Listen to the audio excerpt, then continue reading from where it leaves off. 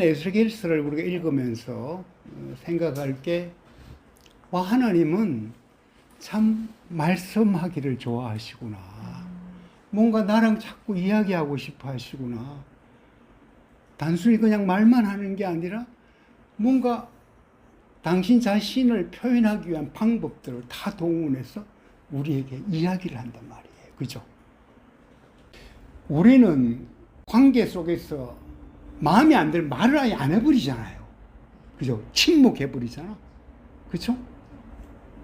근데 하나님은 그렇게 말 안 듣고 그래도 말을 한다, 이런 얘기예요. 그죠? 하나님은 말씀이라는 이 얘기가 뭔가 하면은 그 속에서 뭔가 나랑 관계하고 싶고 자꾸 이야기하고 싶다는, 그죠? 그게 곳곳에 드러난다는 얘기죠. 오늘 에스겔서 22장도 오늘 앞에 부분 보면요, 또 그런 하나님이 우리에게 진짜 구체적으로 이렇게 표현하고 있는 하나의 방법이 하나 있어요. 하나님의 그 박수인데요. 우리 지난 정기 모임 때 바자회 했단 말이야. 그죠? 가을 캠프를 바자회를 했어. 그죠? 여기에 서울에서 내로라 하는 장사꾼들이 다 물건을 팔고 했단 말이야. 그지? 여기 선미자매 그다음에 그죠? 애순 씨, 엄복 언니, 여기 있는 분만 하더라도 그런데, 그죠? 여기다가 송선희 씨, 샤오퐁 춘에 뭐예요? 그냥 박수 치면서 골라 봤죠? 골라 하는 거 봤잖아요. 우리들의 블루스 이병헌 봤어요? 박수 친단 말이야. 물건 팔기 위해서. 왜 박수를 치죠? 사람을 집중하게 하기 위한, 그죠? 자기를 표현하기 위한 방법이죠. 근데 오늘 읽은 22장 앞에 부분에요. 보죠. 21장 보면 21장부터 한번 나와. 21장 17절, 22장 13절. 하늘님 손뼉 치는, 박수 치는 그런 묘사가 되어 있어. 그죠? 이게 무슨 얘기예요? 하나님이 말씀을 하고 싶은데 뭔가 진짜 당신 자신을 알려주고 싶은, 그죠? 어떤 표현들이란 말이에요.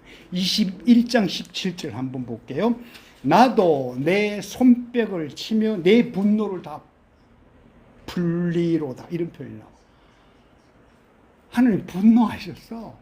이스라엘 백성의 범죄함에 대해서. 그죠? 근데 박수 치면서 뭐예요? 내 분노 풀리겠다. 이런 표현을 해. 그죠? 하나님이 박수 친다. 어느 날 갑자기요, 멀쩡하던 엄마가 내가 잘못해서 박수를 쳐. 그럼 어떤 생각이 들 것 같아요? 깜짝이야. 우리 엄마 왜 저래? 그죠? 하나님 박수를 쳐. 근데 왜 박수를 치느냐? 분노를 풀기 위해서 박수 친 거예요. 와, 우리는 하나님 그러면요, 추상적이고 그런 어떤 하나의 관념적인 이런 쪽으로 연결하기가 쉬운데 굉장히 우리에게 진짜 아버지 같은 그런 모습으로 나타난단 말이에요. 그리고 22장 앞에 13절을 한 번 더 읽어볼게요. 13절 누가 읽어주세요. 그러므로 구하라.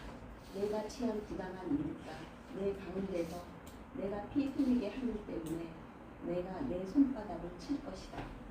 그죠? 내 손바닥을 칠 것이다. 우리말 성경 개역 개정은 뭐예요? 손뼉을 칠 것이다. 그런 거. 손뼉을 친다. 왜 손뼉 친다 했어요? 불의를 행해서 이득 얻는 것, 부당한 이득 취하는 모습. 또 하나는 뭐죠? 피 흘린 일. 그러니까 그 두 가지를 이야기하면서 내 손뼉을 친다. 와, 앞에는 분노 풀기 위해서 한다. 와, 이런 표현들 속에서 하나님은 손뼉 치는 하나님으로 우리에게 다가오는데요. 이게 얼른 이해가 잘 안 되잖아. 그래서 이게 세번역 같은데 보면은 이걸 의역을 해놔서 어떻게 해놓은가 잘 들어보세요.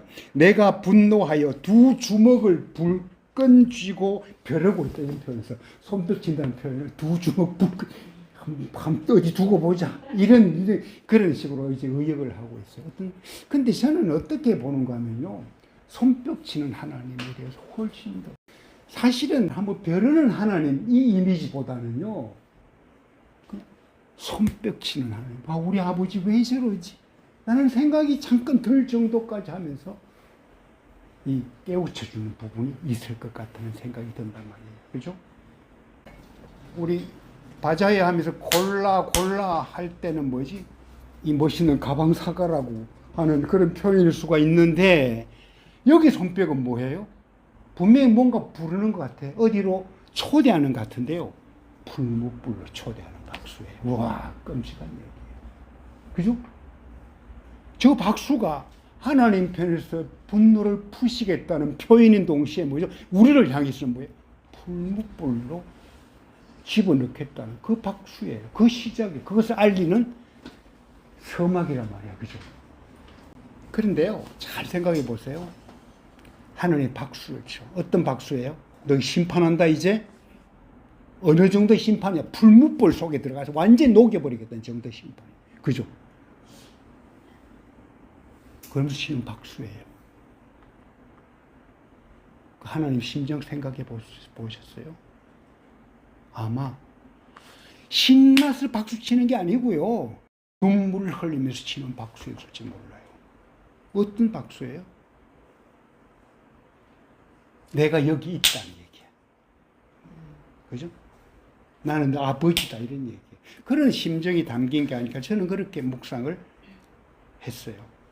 자, 그러면은 에스겔서 22장 앞에 6절 11절 오늘 읽지 않은 부분하고요. 오늘 읽은 25절 29절 뭐가 나와요? 입에 담기 어려운 도덕적인 범죄, 그 다음에 좀 더 구체적으로 부당한 이득 취한 것, 피 흘린 죄, 우상 숭배, 무속 등등에 관한 얘기가 쫙 기록되어 있어요. 한번 읽어보세요. 죄의 목록이에요. 그죠?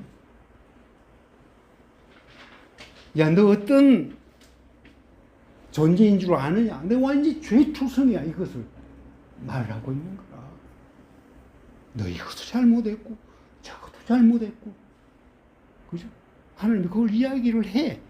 내가 얘기했잖아요. 자기 아들이나 관계된 사람이나 사랑하는 사람이 아니면 말하라고 말아버려. 그죠?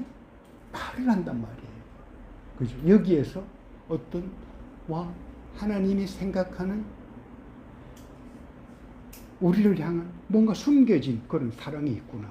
이걸 이제 우리가 느낄 수 있다 이런 얘기죠. 저 죄의 목록이 쫙 나타나. 여러분 사실은 에스겔서 쭉 읽어보면서요. 저는 여기에 바로 오버랩되는 성경이 로마서예요. 에스겔서에서 발견하는 로마서. 이게 사실은 로마서 우리 알잖아요. 로마서 1장 가보면요.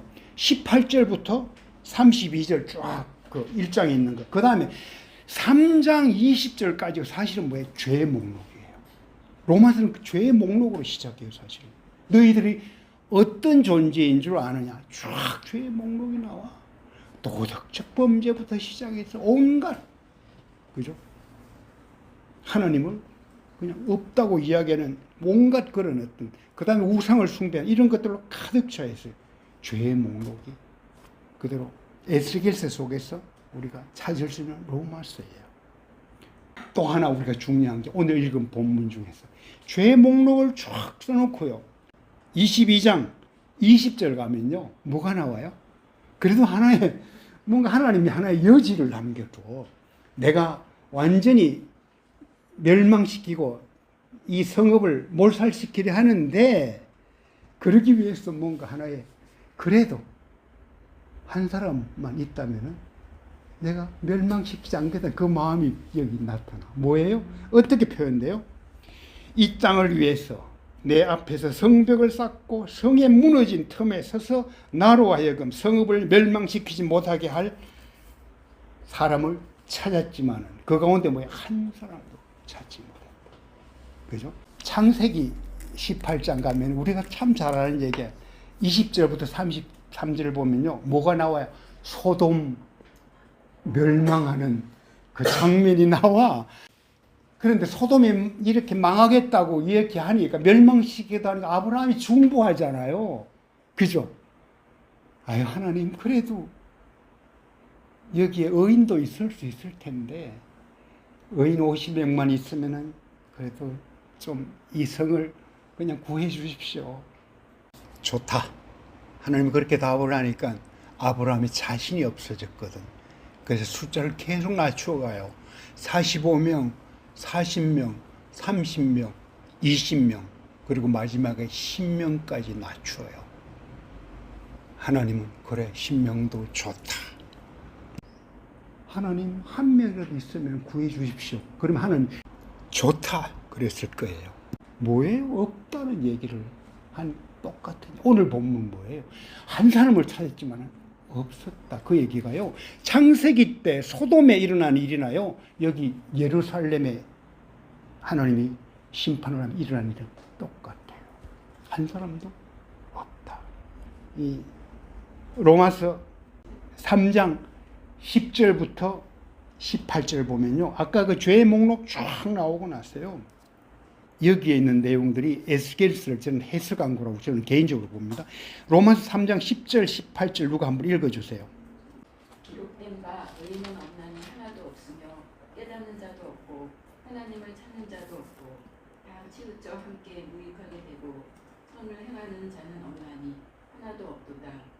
그들의 목구멍은 열린 무덤이요 그 혀로는 속임을 일삼으며 그 입술에는 독사의 독이 있고 그 입에는 저주와 악독이 가득하고 그 발에는 피 흘리는데 빠른지라. 파멸과 고생이 그 길에 있어 평강의 길을 알지 못하였고 그들의 눈앞에 하나님을 두려움이 없느니라 함과 같으니라. 아멘. 무슨 얘기예요? 앞에 보면 비슷하죠? 의인은 없다, 한 사람도 없다. 그죠? 굉장히 중요한 얘기입니다.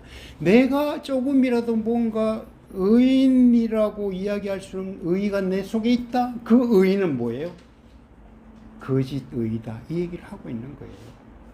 그런데요, 로마서 3장 21절에 놀라운 반전이 일어나요. 에스겔에도 있죠. 뒤에 가보면 반전이 일어나. 하나님이 그냥 새 영을 주고 새 마음 주겠다고 하고 뼈가 살아나는 이런 것들 보여주고 성전에 물이 막 이렇게 흘러나오는 생명 강가의 어떤 모습들, 이미지를 보여주는 부분이 있는데, 로마서에서 굉장히 중요한 게 로마서 3장 21절이에요. 그거 누가 한번 찾아보세요. 로마서 3장 21절.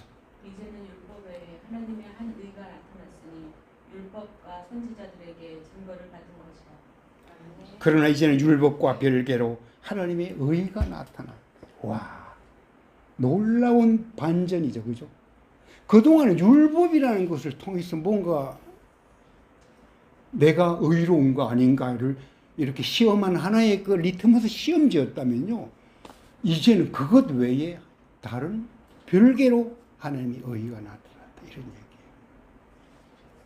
하나님의 의가 뭔가? 로마서 3장 23절, 이제 해법이 나와. 로마서 3장 23절, 26절 또 누가 읽어주세요. 모든 사람이 죄를 범하였음에 하나님의 영광에 이르지 못하더니 그리스도 예수 안에 있는 구속으로 말미암아 하나님의 은혜로 값없이 의롭다 하심을 얻은 자 되었느니라.